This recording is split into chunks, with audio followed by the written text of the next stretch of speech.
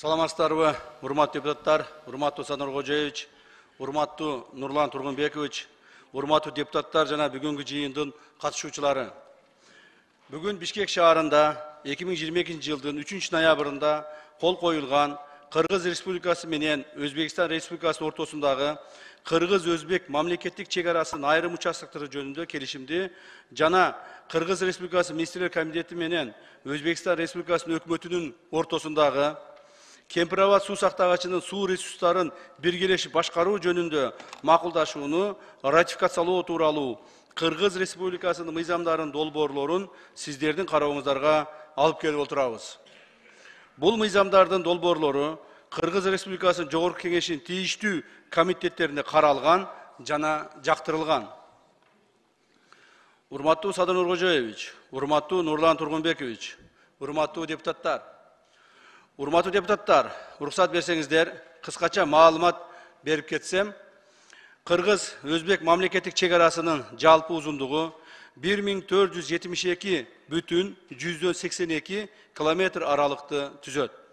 Анын 1170,153 километр тилкеси 2017 жылдын 5 сентябрында Кыргыз Республикасы менен Өзбекстан Республикасынын ортосунда түзүлгөн келишимге ылайык бекитилген. Калган 302,129 километр чек ара тилкеси эки тараптын өкмөттүк делегацияларынын деңгээлинде макулдашылып жазылып бүттү. Сүйлөшүүлөрдүн жыйынтыгы менен Кыргыз Республикасынын пайдасына төмөнкү участкаларды калтырып жазууга жетиштик. Биринчи, Гавасай 12.849 гектар Өзбек ССР Кемпирабад сол жээк каналын курбагандыгы үчүн. Көксерек 105 гектар. Ал жерде кыргыз жарандары жашаган айылы менен кошо. Баястан 212 гектар. Уңгартоо 35 гектар. Уюлдук компаниялардын жана мамлекеттик телеканалдардын антенналары жайгашкан. Акташ 100 гектар. Карасуу шаарын кеңейтүү максатында жана саркынды сууларды тазалоочу жай куруу үчүн. Демаркация учурунда мурда 2017 жылдын 5 сентябрында жазылып, бекитилип кеткен Карабелес участогундагы 25 гектар жер аянтын Алабокор районунун Көксерек айылын калтырып жазуу, кайрадан калтырып жазууга жетиштик.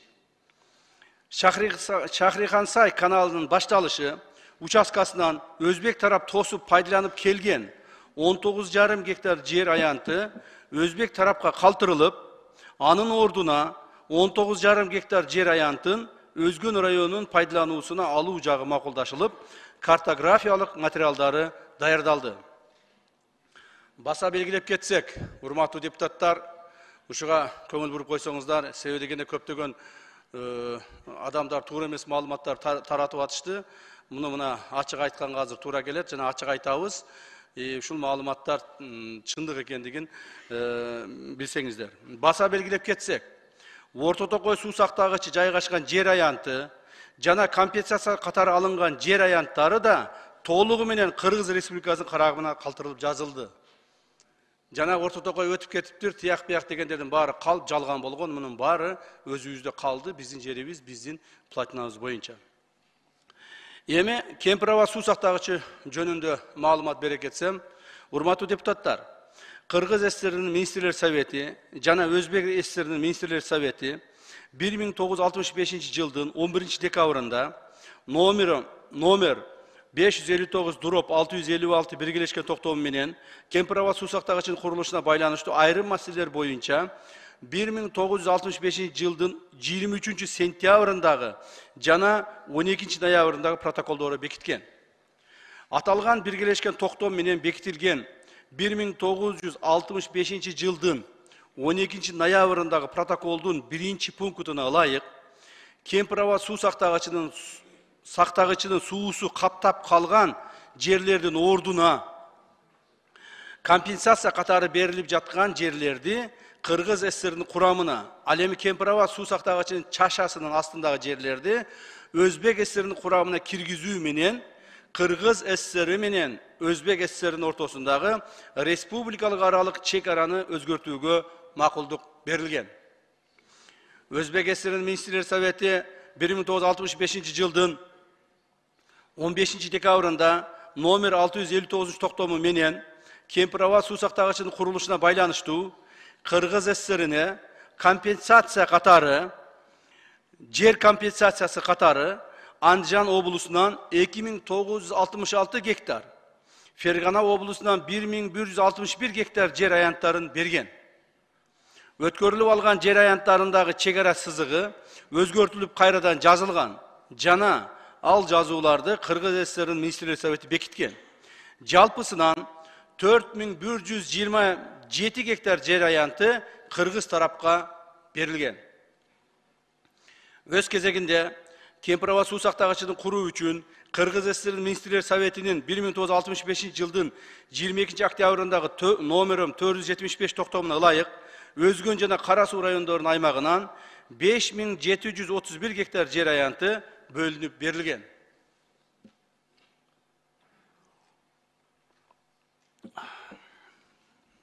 Бул 5731 гектар жер аянты бүгүн суу сактагычтын 908 горизонталына туура келет.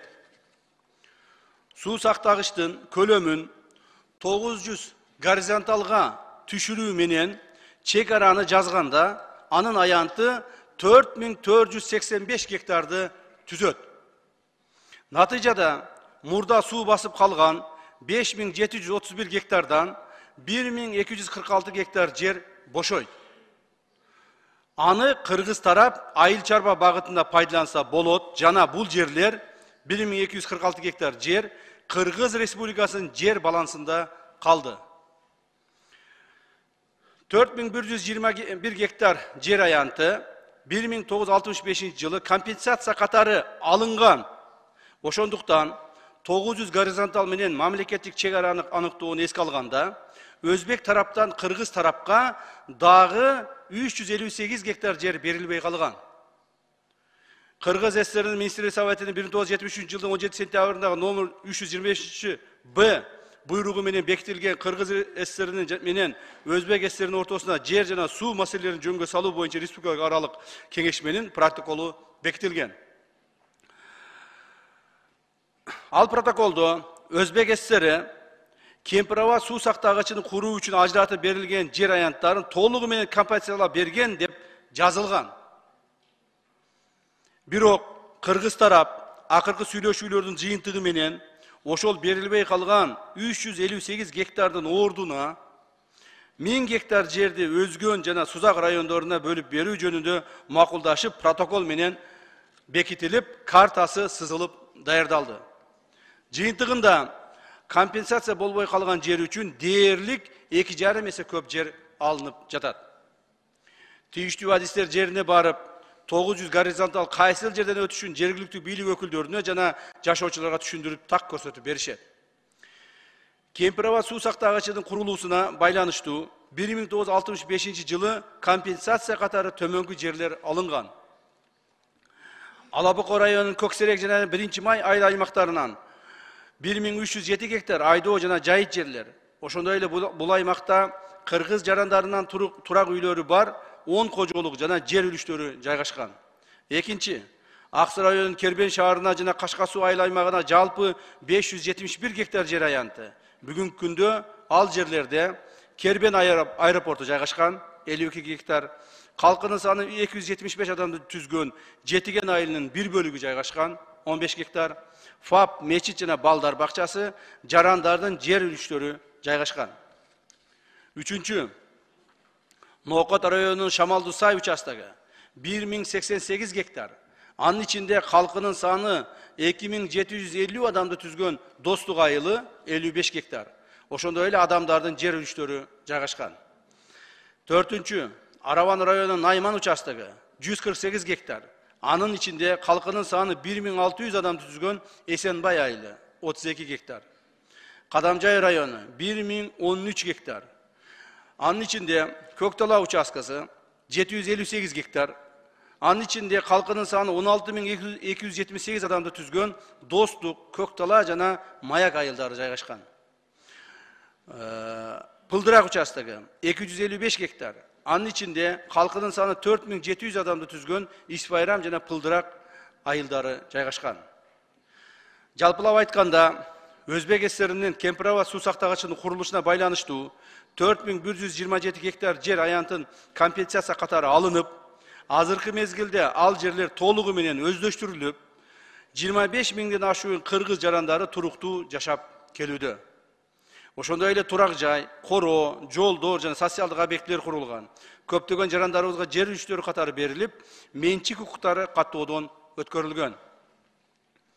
Мындан сырткары Кемпирова суу сактагычын биргелешип башкаруу үчүн Кыргыз Республикасы менен Өзбекстан Республикасы өкмөт ортосунда өкмөттөр аралык макулдашуу түзүлүп, азыркы мезгилде аталган макулдашууну сиздердин карооңуздарга алып келип отурабыз. Бул макулдашуунун шарттары боюнча кыргыз тараптын суу чарбы адистери Кемпирова суу сактагычынын платинасына кирип, суунун деңгээлин жана бөлүштүрүүчү лимиттерди көзөмөлдөп турушат. Ошондой эле Өзбек тарап Кемпирова суу сактагычынын айланасында инженердик техникалык жабдууларды орнотпойт. Балык уулоого, мал сугарууга, айыл чарбасына сууну пайдаланууга эч кандай тоскоолдуктарды кылбайт деген милдеттенмеси макулдашууга киргизилип бекитилген. Макулдашууга киргизилип бекитилген. Жыйынтыгында алынган жерлер, урматтуу депутаттар, биринчи Гавасай 12849 гектар, экинчи Көксерек 105 гектар, үчүнчү Баястан 212 гектар, Уңгарто 35 гектар, Акташ 100 гектар, Карабелес 25 гектар, Өзгөн жана Сузак райондору үчүн 1000 гектар. Суунун көлөмү 908ден 900 кварталга түшкөндө 1246 гектар жер бошоду.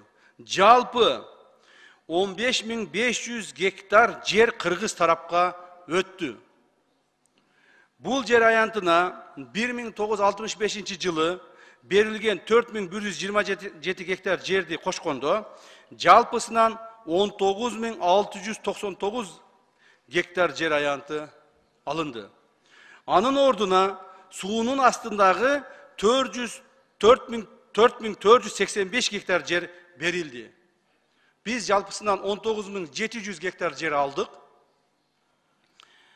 Суунун астындагы 4485 гектар жерди бердик. 5 эсе көбүрөөк жерди алдык.